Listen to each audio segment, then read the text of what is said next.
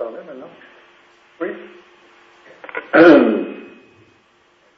Bien, je comprends que c'est à moi de prendre la parole. Alors je salue Monsieur Murakami qui organise cette conférence. Je le remercie de nous mettre ainsi en triangle mondial.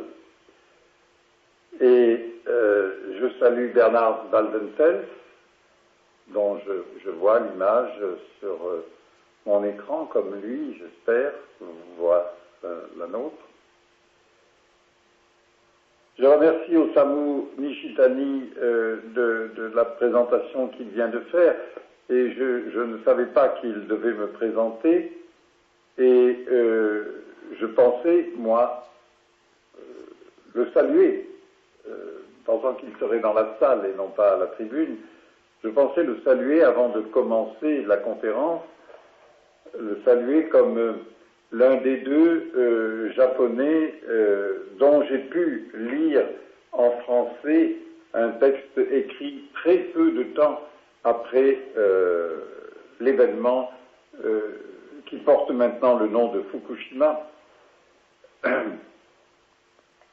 Osamu Nishitani a en effet écrit même deux textes en français. Un texte est une lettre qu'il a envoyée à une institution parisienne pour expliquer qu'il ne viendrait pas à un colloque parce que l'accident s'était produit. Un autre est une longue étude de réflexion qui a été traduite en français et qui est certainement aussi bien sûr publiée en japonais.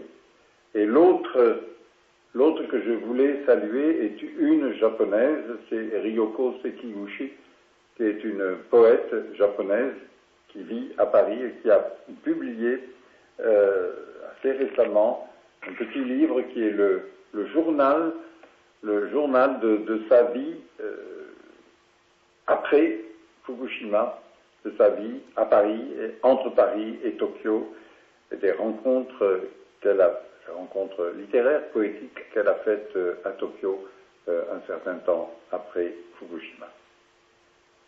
Alors, je les salue puisque ce sont les premiers textes que je pouvais lire, puisque je ne lis pas le japonais, les premiers textes que j'ai vus après Fukushima. Après Fukushima, c'est donc notre sujet.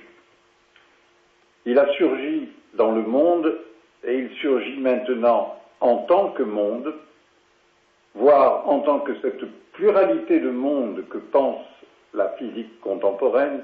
Il a surgi une circulation, une interaction, une communication et une information au sens fort, intense de ces mots, qui placent les existences dans une interrelation et dans une interdépendance toujours plus serrée et plus réticulée, comme nous en ce moment entre Tokyo, Munich, Strasbourg.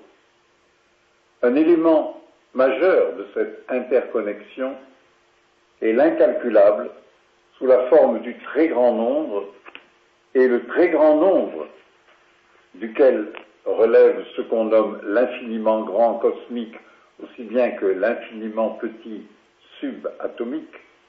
Le très grand nombre se manifeste à l'échelle de notre expérience dans la population humaine, bientôt 7 milliards au moment où nous parlons, aussi bien que dans les quantités d'énergie consommées, de transports effectués, de produits fabriqués, de brevets déposés ou de contrats conclus.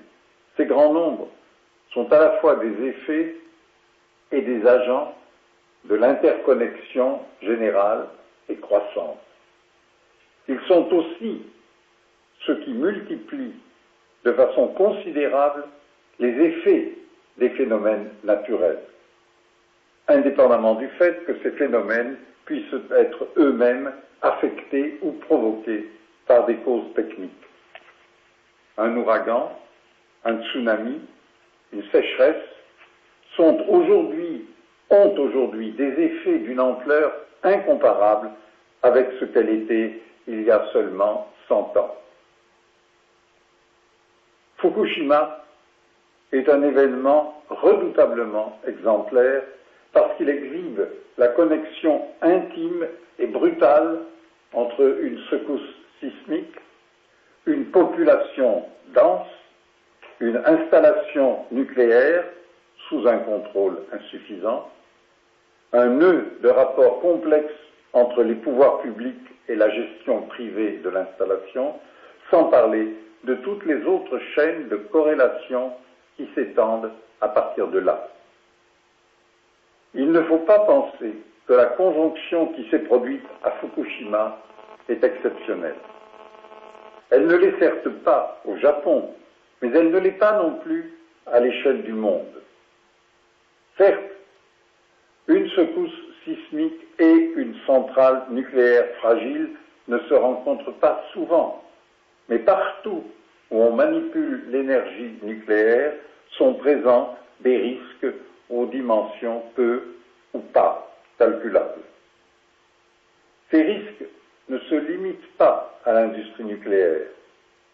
Et je pense qu'il faut, pour réfléchir au mieux à notre avenir, dépasser une focalisation exclusive sur le nucléaire. Il faut joindre à ces risques propres tous ceux qui sont liés à toutes nos techniques, qu'il s'agisse de l'émission de CO2 ou de l'épuisement des espèces de poissons, qu'il s'agisse des techniques biogénétiques et biométriques, des nanotechnologies ou des techniques électronico-financières. C'est l'ensemble interdépendant de notre monde technicisé qui est proprement le monde de la création humaine et en même temps le monde d'un assujettissement virtuellement intégral de tous les existants dont nous devons penser la vérité. Deux exemples illustrent de manière éloquente notre indépendance, notre interdépendance.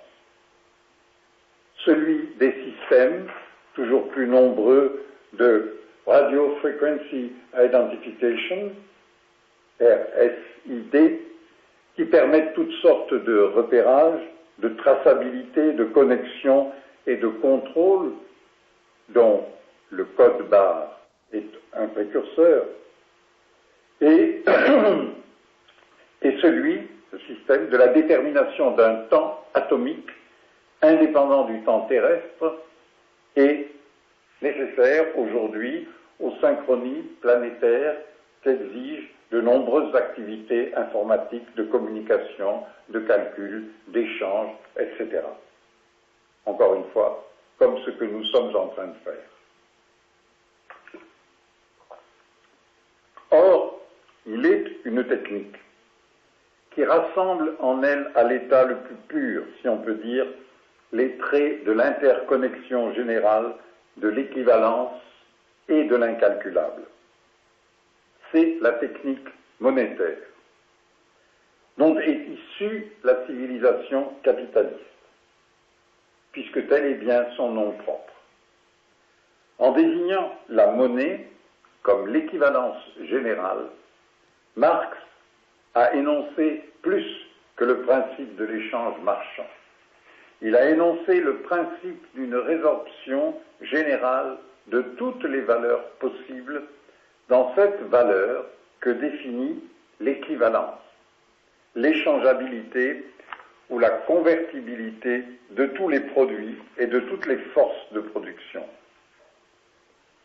Le mot valeur, ici, ne doit pas faire penser à ces entités idéalistes que furent et que sont encore pour certains les valeurs, ces fétiches, ces réductions de sens nommées la patrie ou l'honneur, la justice ou la famille, l'homme ou aujourd'hui le caire.